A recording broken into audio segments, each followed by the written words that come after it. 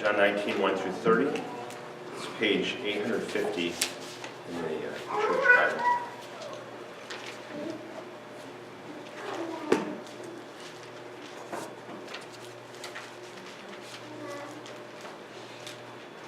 Then Pilate took Jesus and flogged him, and the soldiers twisted together a crown of thorns and put it on his head, and arrayed him in a purple robe. They came up to him, saying, "Hail, King of the Jews!" and struck him with their hands. Pilate went out again and said to them, "See, I am bringing him out to you, that you may know that I find no guilt in him." So Jesus came out, wearing the crown of thorns and the purple robe. Pilate said to them, "Behold the man." Then when the chief priests and officers saw him, they cried out, "Crucify him! Crucify him!" Pilate said to them, "Take him yourselves and crucify him, for I find no guilt in him." The Jews answered him, "We have a law, and according to that law, he ought to die, because he has made himself the Son of God." When Pilate heard this statement, he was even more afraid.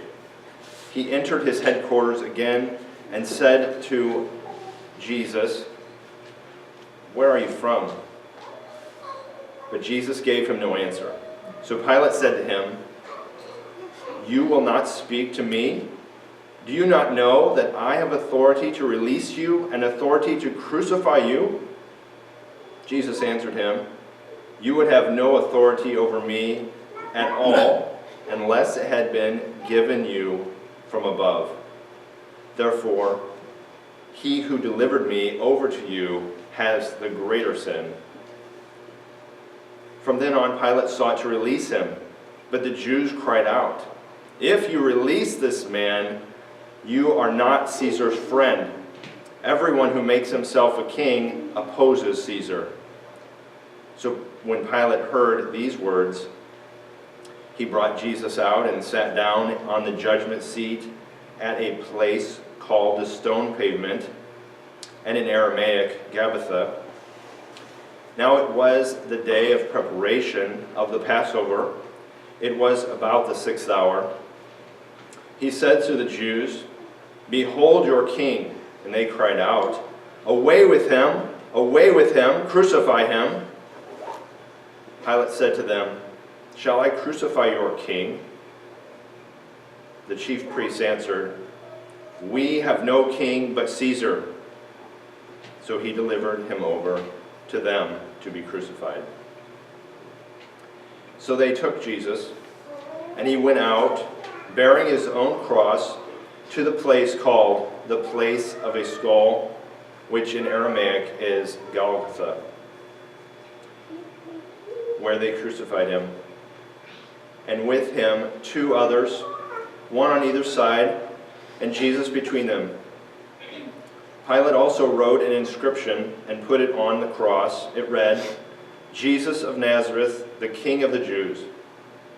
Many of the Jews read this inscription, for the place where Jesus was crucified was near the city, and it was written in Aramaic, in Latin, and in Greek.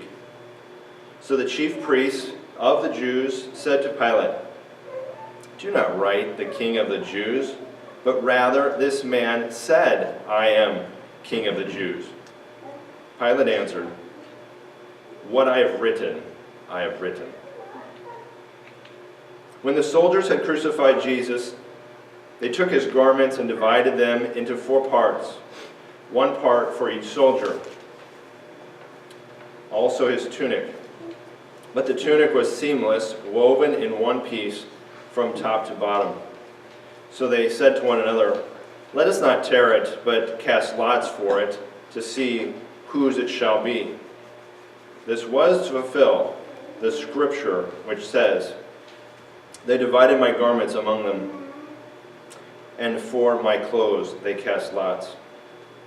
So the soldiers did these things, but standing by the cross of Jesus were his mother and his mother's sister. Mary the wife of Clopas, and Mary Magdalene.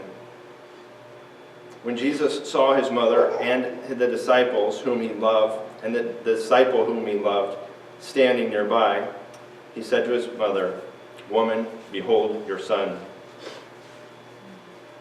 Then he said to the disciple, "Behold your mother."